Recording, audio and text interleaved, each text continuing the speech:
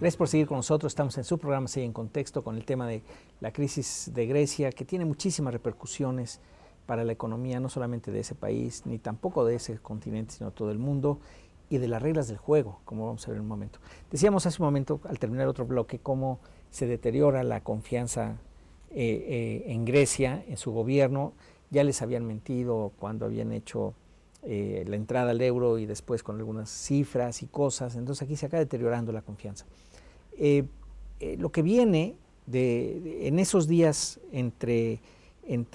cuando se lleva a cabo el referéndum, y a pesar del no, lo que ustedes mencionaban, ¿no? Se esperaba una reacción diferente, pero no, la reacción de los países europeos en lo general pues es de mucha molestia y de recrudecer las condiciones, Gustavo. Sí, yo creo que tiene que ver con lo que estábamos hablando hace un momento, tiene que ver con esta idea de que no podías, es decir, no les gustó esto de salirse de la mesa de negociaciones, convocar un referéndum, cuando saben muy bien que también las propias poblaciones, muchas de las poblaciones que son parte del grupo de acreedores, tampoco está a favor.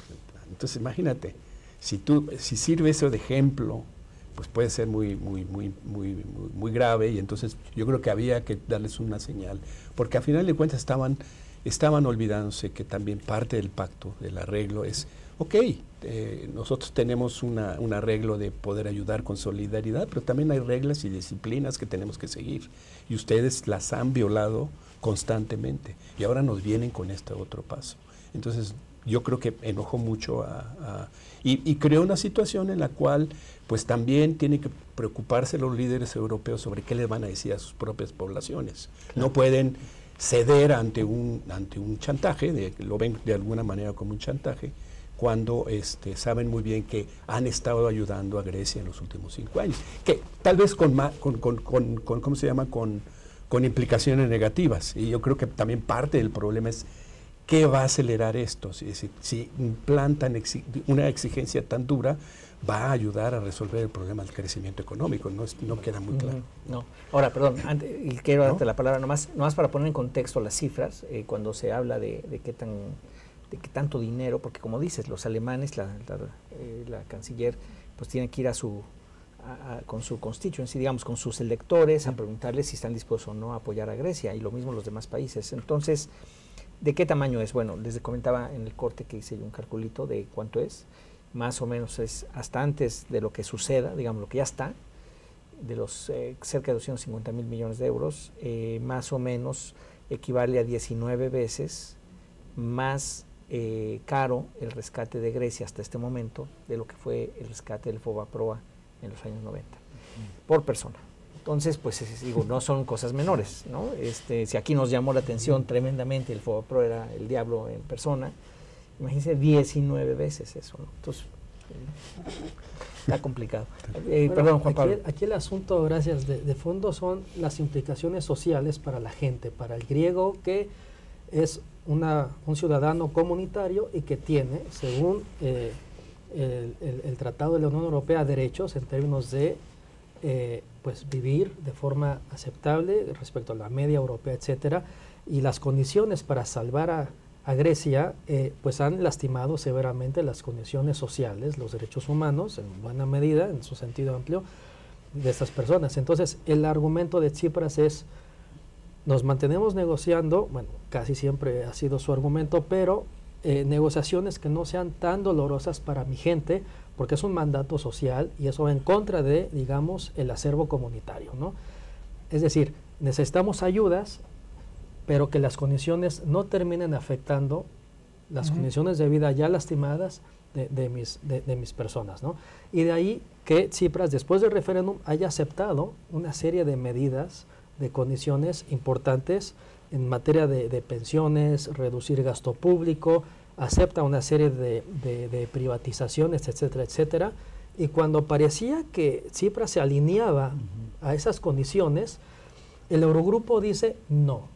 Queremos más medidas, queremos que amplíes tus reformas estructurales, y eso es lo que de alguna forma desbalancea al primer ministro, y la historia otra vez sobre la mesa en términos de vamos a negociar y vamos a ver quién cede más, intentando una parte y otra maximizar sus recursos de poder con una Grecia cada vez más débil, por supuesto. Ahora, lo que es interesante lo que estás diciendo, tomándote este argumento, es de que daba la impresión, y creo que fue un poco lo que discutimos también en tu programa anterior, de que Tsipras tenía la baraja del chantaje, o aceptamos un paquete digno, como tú dices, o nos salimos, porque no era otra opción. Pensamos que, yo pensé en un momento también que Tsipras, su grupo tenía la posibilidad del Grexit, de salir de la Unión Europea, perdón, de la zona euro, como una alternativa o como un chantaje.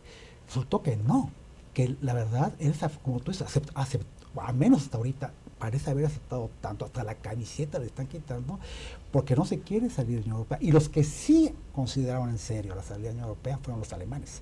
El ministro de Finanzas, que todos sabemos, ellos no es el único, por cierto. No es el único, de hecho los finlandeses también, los holandeses. Hubo una amenaza y clara. Es interesante, de que quiere decir que la cosa va en serio, que para este grupo, que es el grupo dominante en este momento en la eurozona, la salida de un Estado miembro que no esté dispuesto a acatar las reglas del juego, las condiciones o el costo, si tú quieres, para tener euro y el apoyo de la zona euro, son claras. Si no, está la salida, y ellos habían preparado un plan de salida. Tan es así que se habló que diría Grecia al Grupo de París, que México también ha acudido para que renegocie su deuda, o convocó el mismo domingo pasado al grupo de los 28 de toda la Unión Europea para ver qué tipo de ayuda, incluso humanitaria, le podrían dar a Grecia para renegociar su salida. O sea, sí se contempló de manera seria, no creo que haya sido chantaje o bluff, seria la salida de estos. Ahí se revirtió y con eso se vio una Grecia mucho más débil. Sí, porque las amenazas son más eficaces pero la debilidad surgió del corralito, surgió de todos esos días que pasaron. Yo creo que calcularon y dijeron, bueno, que están pasando, todavía no abren los bancos. Y todavía no abren los bancos. Yo creo que han de haber dicho, esto no puede seguir, ¿no? Yo creo que se dieron cuenta. Y que yo creo que cualquier coalición, incluso de izquierda, que haya apoyado la salida, por táctica o no, de la eurozona, hubiera entrado en crisis, si es que realmente estaríamos al nuevo escenario. Entonces yo creo que queda muy claro que Grecia no tenía las tablas, como pensábamos, para renegociar las condiciones de un acuerdo, y que los países fuertes de la eurozona, sobre todo Alemania, las tenían. Ahora, al final de cuentas, yo creo que se volvió claro también lo que también se mencionaba, que había un problema de daño moral, de lo que sucediera en Grecia se iba a repercutir en los demás países. Así pasó con el referéndum, ¿no? Sí. Inmediatamente en España este cuate de Podemos empezó a decir, no, pues ya ven lo que se puede hacer y tal, como que se empezó a alborotar, y acá también, y luego con este revés, pues a ver si le hicieron un favor a Rajoy, pero en serio, ¿no? Con esto está pasando. Pero es un mensaje, es un mensaje del grupo a todos, claro. Por eso es el moral hazard, ¿no? O sea, el daño moral no lo vamos a permitir.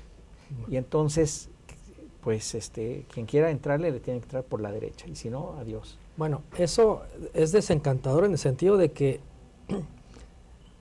el mensaje es la normativa, la gobernanza económica financiera dictada por los centros hegemónicos de poder se debe cumplir a cabalidad, y si algún país, incluso miembro de la Unión Europea, se atreve a a poner en cuestión o generar un cuestionamiento serio, popular, vía referéndum respecto a los efectos de estas medidas tan duras para la gente, sobre todo la más vulnerable, hay una sanción, hay una reacción sistémica respecto a ese tipo de actuaciones democráticas, en términos de que no te puedes salir de este sistema económico financiero. No digo que esté mal, no digo que esté bien, pero ese es el mensaje. Es decir, aquí un resultado, un efecto de la situación es que el sistema, más bien la troika, que parece que vuelve a existir, porque Grecia la desconoció, y ahora la troika establece otra vez las condiciones y Grecia tiene que negociar con la troika. El mensaje es la troika nomás para todo nuestro auditorio. La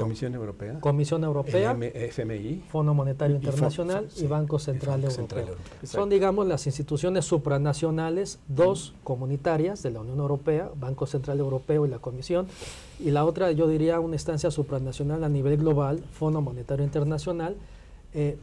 Establecen las reglas del juego económico-financiero para todo el mundo prácticamente, y aquellos países como Grecia que se quiera o que quiera poner en duda los efectos de sus condiciones tan duras, pues va a recibir sanciones importantes, ¿no?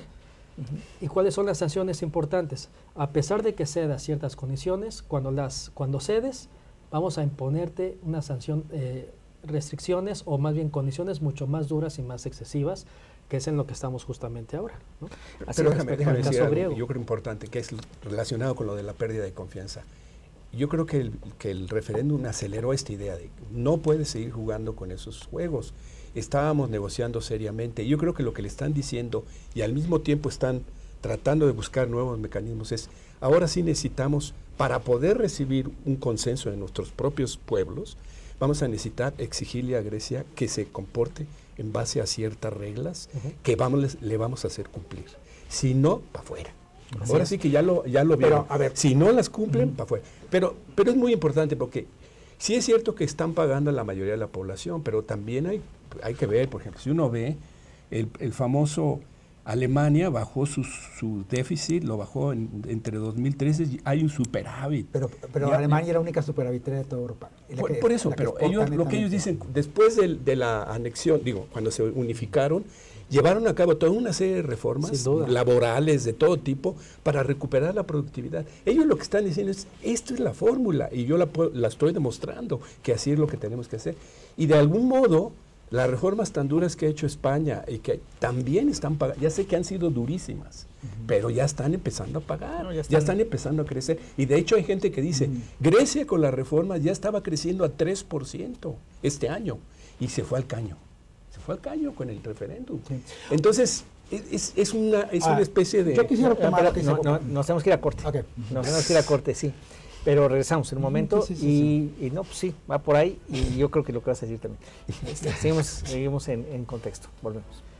Por ahí va, ¿no? Sí, no.